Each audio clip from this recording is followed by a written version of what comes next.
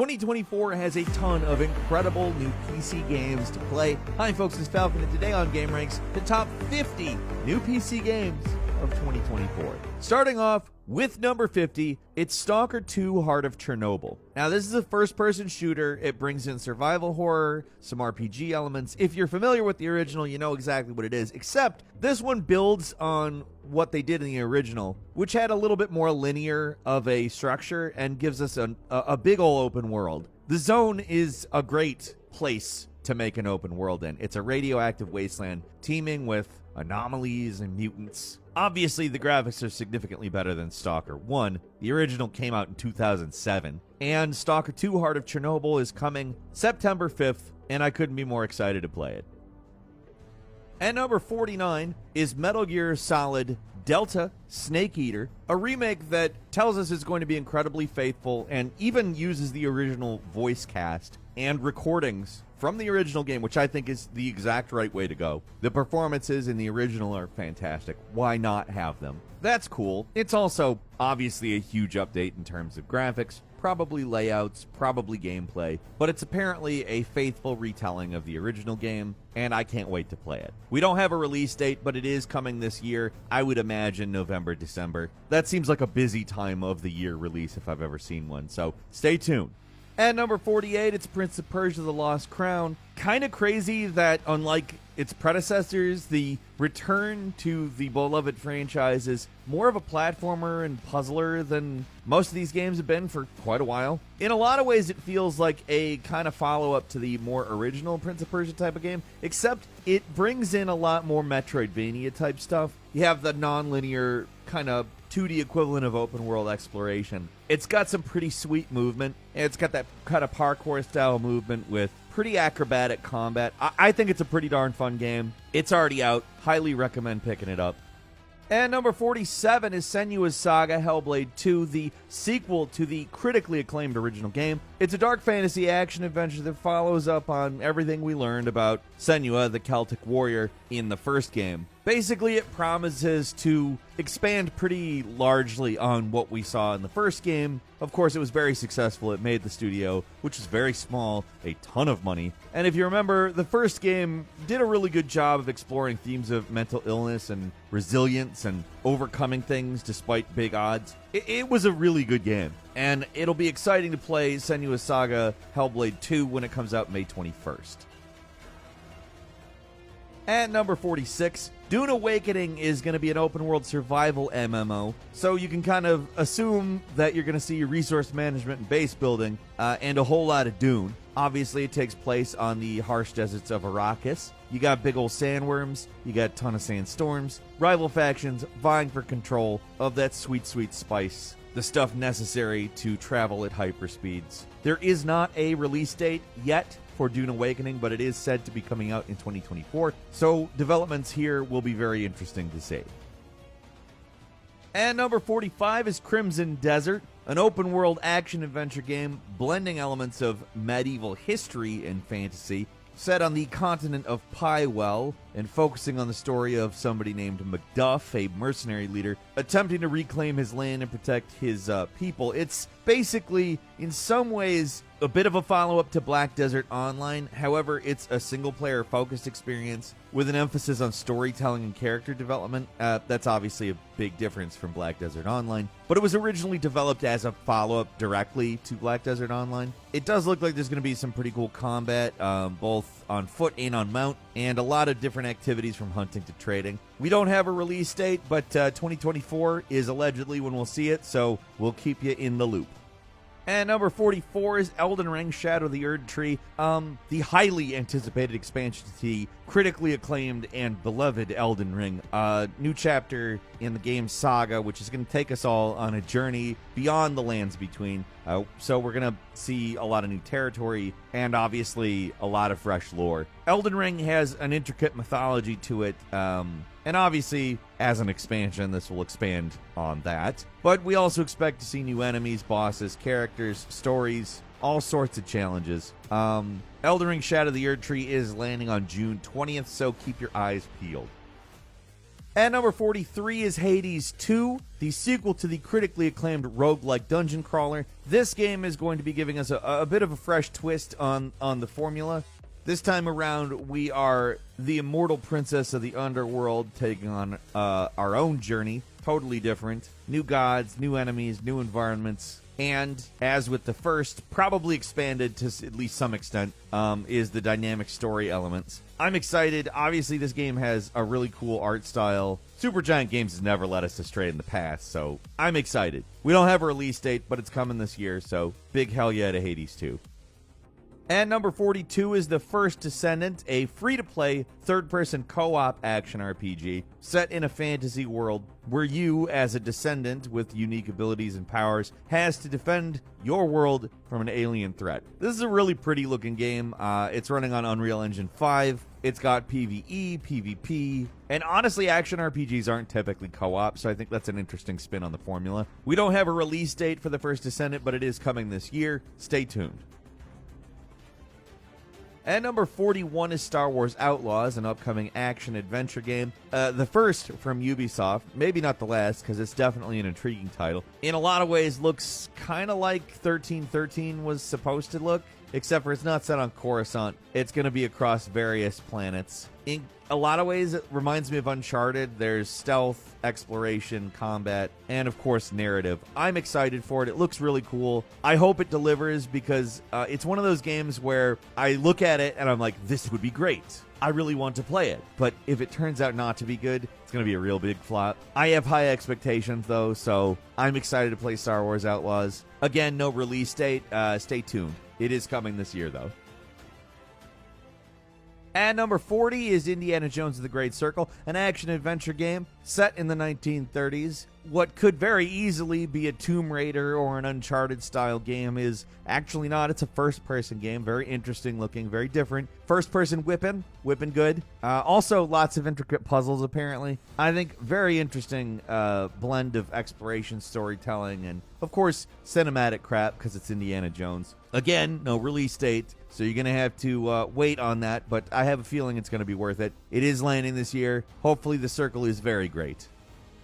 At number 39 is Grand Blue Fantasy Relink, an action RPG that expands on the Grand Blue Fantasy universe from free-to-play, web-based thing into console gaming. This is a much more serious entry as far as I'm concerned. You got real-time combat, you got beautiful graphics, stuff you just haven't seen from what is, for what it is, a pretty cool thing. Platinum Games had some hand in the development earlier on. Yasuyuki Kaiji, who works for Platinum Games, remained the director even after Platinum Games stopped working on the game as a company. So, that input is still there, in my opinion. It's definitely an interesting game. Definitely worth checking out. Highly recommend it. I haven't beaten it yet, but I do enjoy it. Definitely worth your time if you like a good JRPG/action RPG. It's kind of both in certain ways.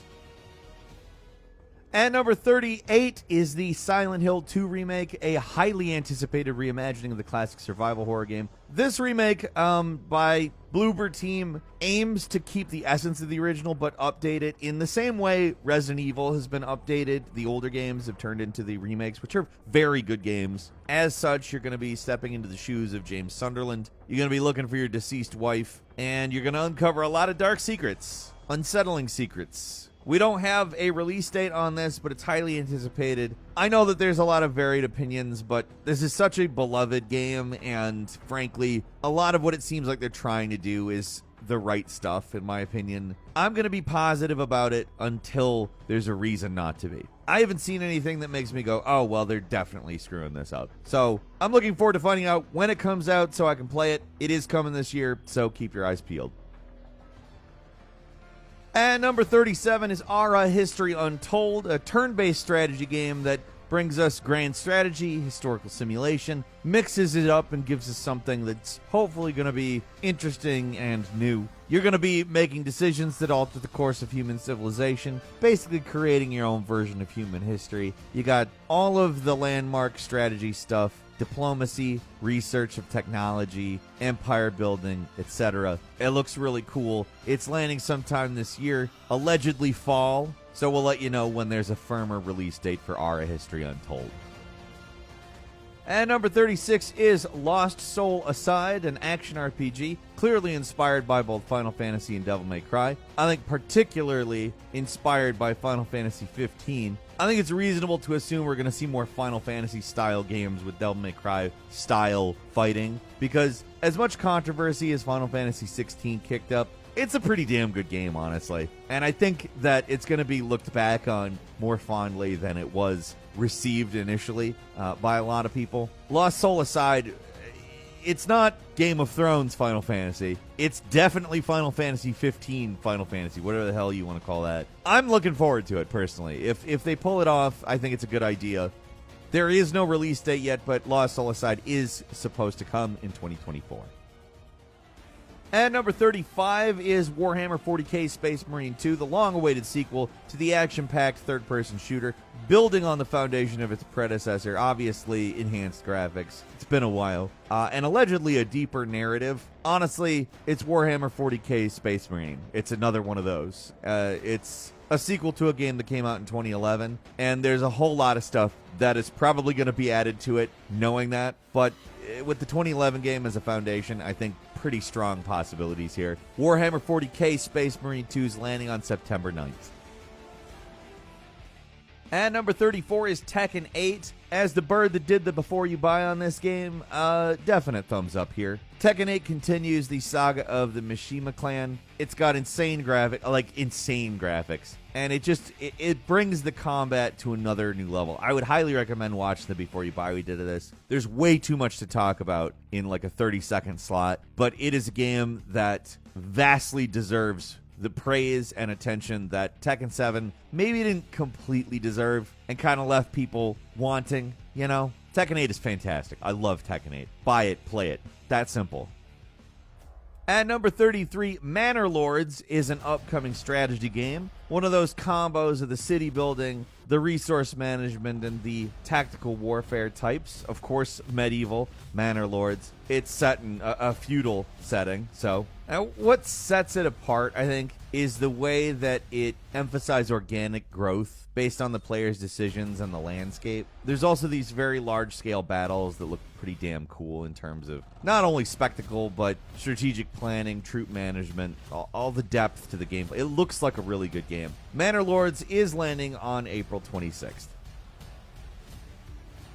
And number 32 is Hollow Knight Silksong, a highly anticipated sequel to the critically acclaimed Hollow Knight, an action-adventure side-scrolling Metroidvania. Puts you in some different shoes. Hornet, the princess protector of Hollow Nest, has to explore a completely new kingdom, and along with that, she has different mechanics, new acrobatic abilities, and in every way, it looks like a big expansion on what Hollow Knight did. I'm excited to play Silksong. It doesn't have a release date, but it's landing sometime in 2024. And number 31 is Persona 3 Reload, another game your favorite game bird did the before you buy for. Definitely recommend watching that video. Again, this is a pretty big game. It is, in terms of the last three numbered entries of Persona, not the most expansive, but that doesn't mean you're not going to be spending tens of hours with it. This is essentially the game that established the formula, followed pretty faithfully by Persona 4 and 5. It's updated in terms of visuals and some mechanics to match along with Persona 5 a little bit more, and I really think it benefits from it. Persona 3 Reload is very, very good. Probably the best way you have to experience Persona 3 currently. I do have some hope that they add in some of the content they didn't include, but all of that is true notwithstanding. Definitely pick this one up. And number 30 is Dragon Age Dreadwolf, the next chapter in the Dragon Age series. I mean, this is a great BioWare RPG series. We're following the story of Solus, the enigmatic Dreadwolf, and of course, that means deep storytelling, character study, and obviously strategic combat. Dragon Age has never been one to hold back on the political intrigue. I expect that to be back. We don't have a release date for it yet, but it is coming 2024. I mean, this is going to be huge. At number 29 is Ark 2, the sequel to the popular survival game Ark Survival Evolved. Basically, the intent is to take Survival Evolved and evolve it. bringing the whole survival with dinosaurs and other ancient creatures and stuff like that, allegedly to new heights. We'll see. I think it's going to be a cool game. Got vastly improved graphics, more dynamic ecosystems, more enhanced AI, etc., etc. All the types of stuff you would expect. We don't have a release date, but Ark 2 is going to land sometime this year. We'll let you know as soon as we know more. And number 28 is Test Drive Unlimited Solar Crown, bringing the franchise back, throwing down a pretty cool open world, 1-to-1 scale replica of Hong Kong Island. In terms of freedom and exploration, they're promising unparalleled, but in terms of, Test Drive Unlimited is a good series. Supposedly the point of this is immersing yourself in car culture through this Solar Crown competition. We don't have an exact date for it, but it is coming this year. Look out. And number 27 is Enshrouded, a survival game that is currently in early access. It's a co-op survival action RPG set in a kind of mysterious and eerie setting with exploration and puzzle solving as its focus. It's a game that's been pretty damn well received, got really good visuals, really good sound design, very positive reviews with, I think, good reason to assume you'll have a good time with it if it sounds good. It's pretty much delivered on what it sets out to do. I would say go give it a shot. I've had some fun with it. And number 26 is Like a Dragon Infinite Wealth, a series that, with its last entry, went full JRPG. This is continuing that lineage. Wow, is this a quirky game? And not in like it's so quirky. I mean, like, these are legitimately bizarre and strange games that are extremely engaging, massively fun. It's interesting because it's mostly a JRPG, but there's elements of that beat-em-up style combat that are brought back in different contexts. If you like weird JRPGs, this is the best place to go for that. Also, if you just enjoy the Yakuza series, I think everything that makes Yakuza good is also still here. I had a hell of a lot of fun with Like a Dragon Infinite Wealth. Again, I'm pretty sure I did the before you buy on this one, so go back and watch that for more thoughts. I had a hell of a time with this game. I think you will too. And number 25 is Hyper Light Breaker, which I'm going to say what Hyper Light Drifter is to Legend of Zelda Link to the Past. Hyper Light Breaker looks very much like it is to Breath of the Wild. It looks very much like it takes exactly what I described and made it very oriented towards roguelike stuff. You got biomes, random generation. Some of the traversal stuff you'll recognize from Solar Ash. They actually built this game on top of Solar Ash.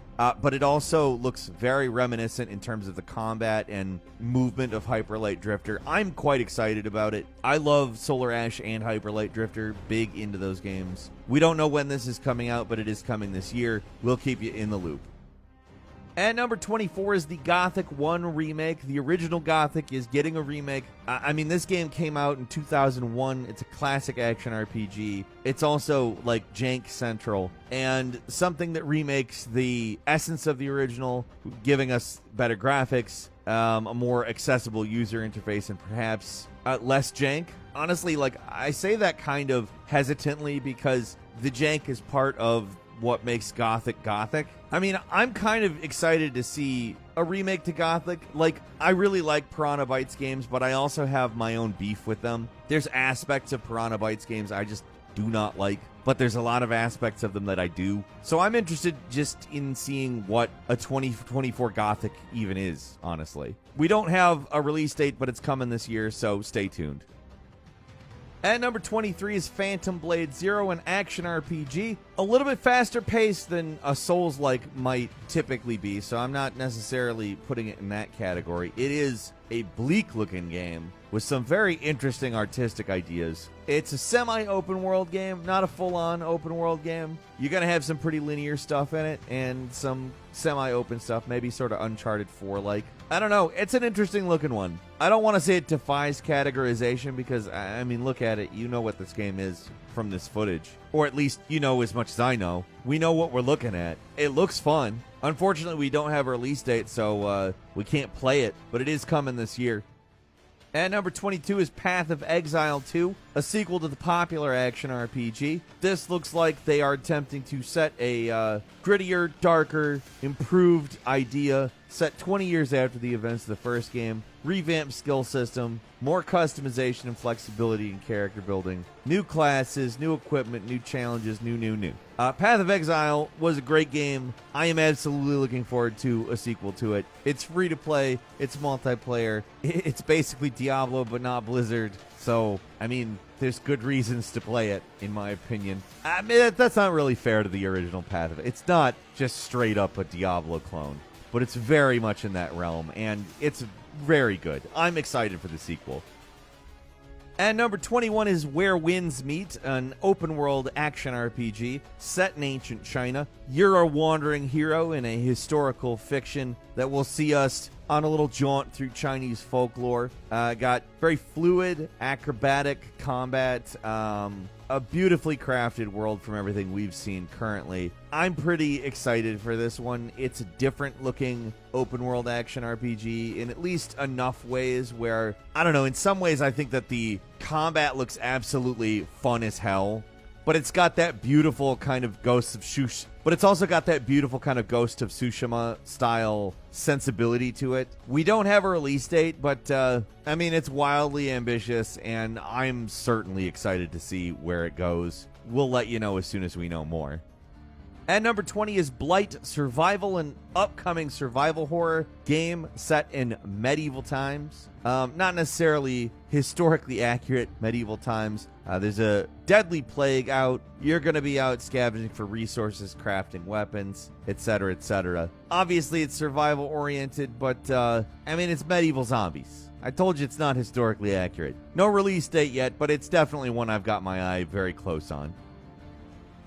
At number 19 is Kingmakers, a game that I think, frankly, is a great idea. It's you traveling back in time to a sandbox action strategy, and you got modern weapons. And I guess modern vehicles as well. I mean, this is a totally crazy-looking game, and it's everything I could possibly want in the premise that has been given. Like, I can't wait to play this game. It's going to enter early access sometime later in the year. My eyes are so glued to this one. At number 18 is Light No Fire, Hello Games' follow-up to No Man's Sky. A lot of familiar elements here. You got a procedurally generated world. It is not multiple worlds. It's on one world allegedly the size of Earth. It's multiplayer from day one, and there's going to be a big focus on atmosphere and environmental storytelling. It's interesting because there's going to be manipulation of light and shadow in order to progress in terms of like revealing hidden paths and getting somewhere. I think it's going to be a pretty interesting puzzle-oriented, procedurally generated exploration game. I think Hello Games is on the right track. They obviously learned a lot with how No Man's Sky went, and I'm excited to play this one. They don't have a release date, but yeah, Light No Fire looks great.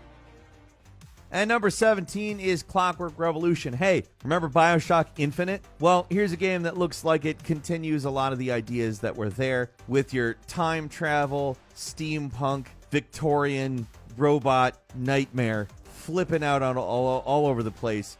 You got some baddie running a city, you got a fighter, you got to take her down, and all the retro futurism, technology, and potential for storytelling, it's all here. I can't wait to play this. I loved BioShock Infinite. Obviously, this isn't the people who made BioShock Infinite, but don't tell me that's not what they're aiming for here. No release date, but hell, it's going to be good. I think anyway.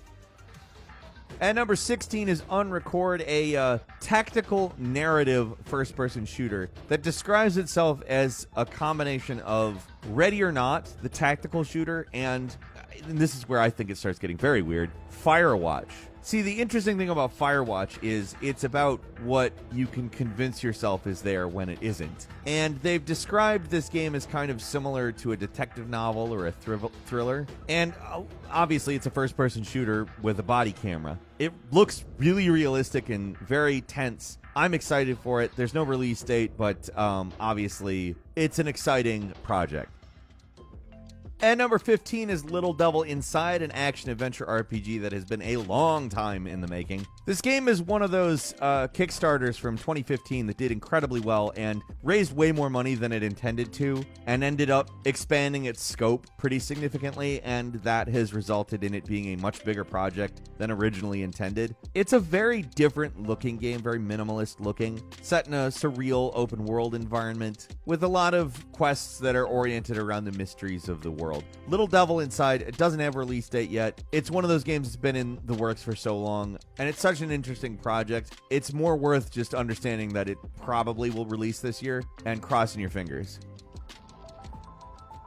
At number 14 is Homeworld 3, developed by Blackbird and published by Gearbox. Real-time strategy and space. I mean, that's what Homeworld is, and you got a whole lot more of it. It looks much bigger, much better, with big, epic battles, and it really looks like it takes advantage of modern hardware. This is a really pretty looking game. They've been working on it since 2017. They actually crowdfunded it, and it looks like it's going to land in your grubby little hands on May 13th, or the 10th with advanced access.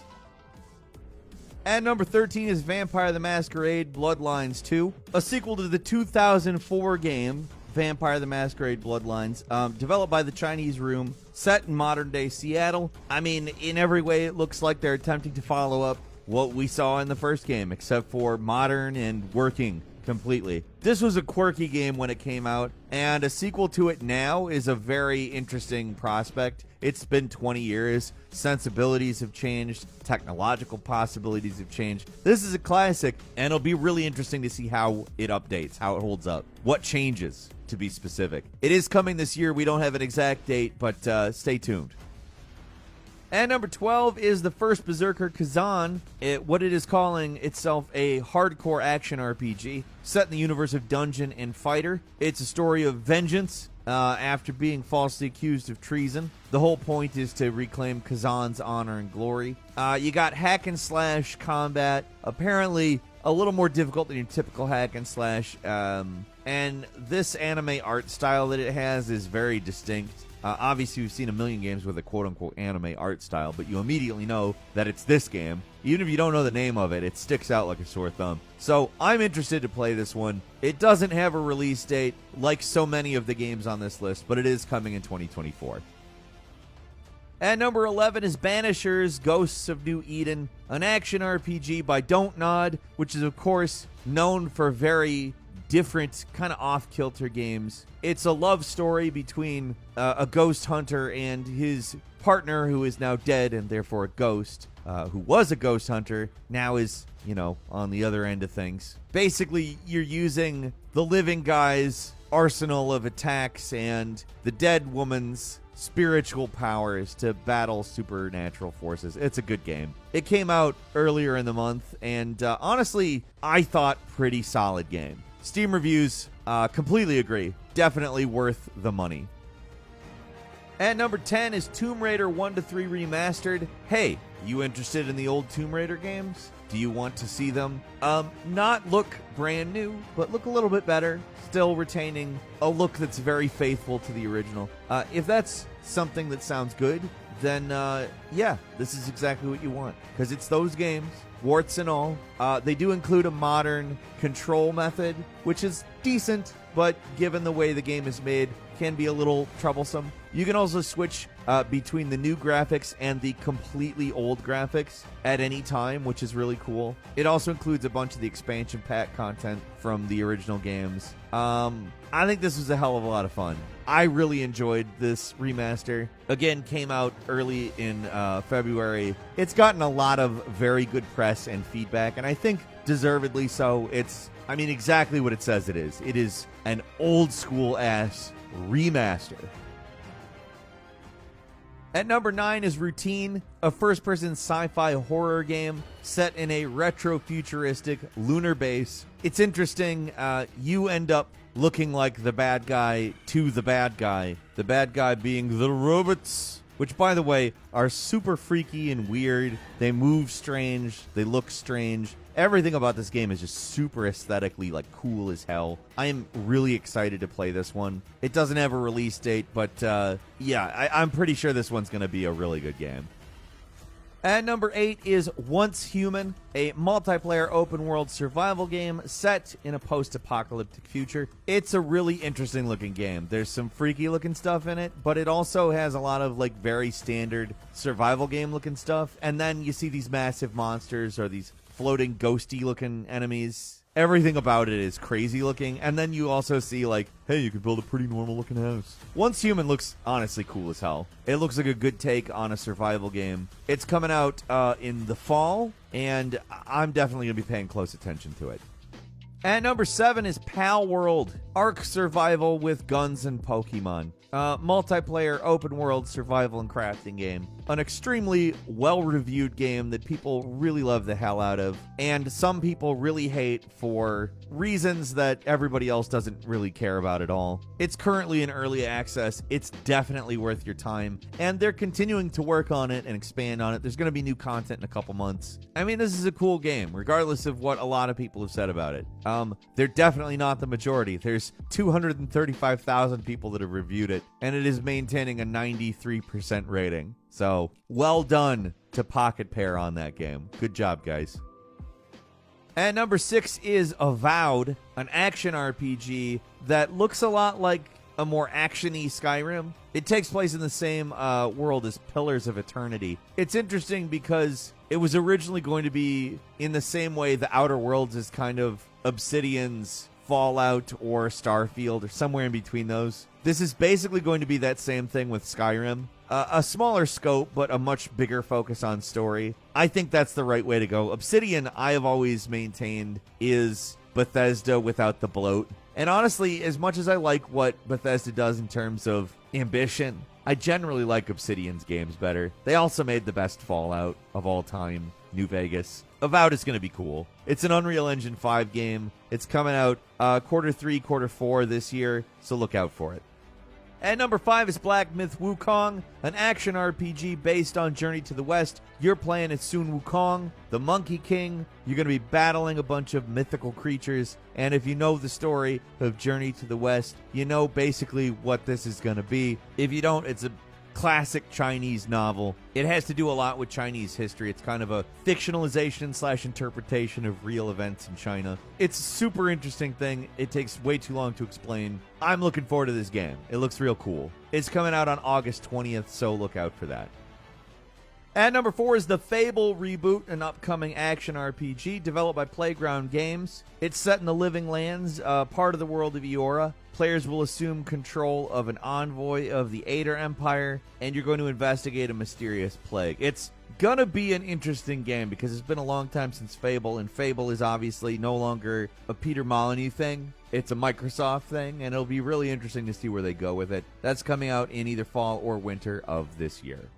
At number 3 is Pacific Drive, a supernatural survival game where you have to drive around in a station wagon and not die and all of the crazy crap happening. A lot of this game takes place driving, which I think is great because a lot of survival games have other mechanics but don't really focus on them. This is a big supernatural thing with storms that are life-threatening. You have to nurse your car back to health a whole bunch a lot of the time. It's a super interesting game and a great take on survival. Highly recommend it. Give it a shot. It's out now.